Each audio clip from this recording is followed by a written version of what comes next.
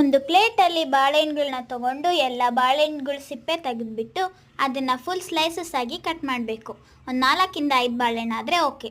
ಆ ಬಾಳೆಹಣ್ಣು ಸ್ಲೈಸಸ್ನ ಒಂದು ಪ್ಲೇಟಿಗೆ ಹಾಕಿಬಿಟ್ಟು ಎಲ್ಲ ಸಪ್ರೇಟಾಗಿ ಇಕ್ಬಿಟ್ಟು ಫ್ರೀಝರಲ್ಲಿ ಇಕ್ಬೇಕು. ಅದು ಒಂದು 2 hours ಗಂಟ ಇಕ್ಬೇಕು. ಅದು ಫ್ರೀಸ್ ಆದಮೇಲೆ ಸ್ವಲ್ಪ ಗಟ್ಟಿ ಆಗುತ್ತೆ. ಆ ಗಟ್ಟಿಯಾಗಿರೋದನ್ನ ವಾಪಸ್ ಆಮೇಲೆ ತೆಗಿಬೇಕಾಗುತ್ತೆ.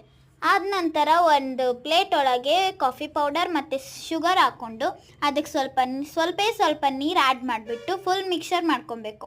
ಆ ಮಿಕ್ಸರ್ ಮಾಡ್ಕೊಂಡಾದ್ಮೇಲೆ ಒಂದು ಲೋಟಕ್ಕೆ ಹಾಲು ಹಾಕ್ಕೊಳ್ಬೇಕು. ಹಾಲು ಹಾಕ್ಕೊಂಡಾದ್ಮೇಲೆ ಆ ಫ್ರೀಝರಲ್ಲಿರೋದನ್ನ ಎಲ್ಲ ಆ ಬನಾನನ ತೆಗಿಬೇಕು.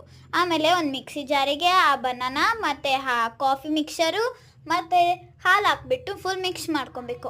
ಆಮೇಲೆ ನಂದಿನಿ ಐಸ್ ಕ್ರೀಮ್ ತೊಗೊಂಡು, ಅಂದರೆ ಐಸ್ ಕ್ರೀಮ್ ಬೇಕಂದರೆ ತೊಗೊಬೋದು, ಐಸ್ ಕ್ರೀಮ್ ತೊಗೊಂಡು ಅದು ಮಿಕ್ಸ್ ಮಾಡಿ ಒಂದು ಬೌಲ್ಗೆ ಹಾಕಿ ಇಟ್ಟು ಆಮೇಲೆ ತೊಗೊಂಡ್ರೆ ಆಹಾ ಎಂಥ ಟೇಸ್ಟ್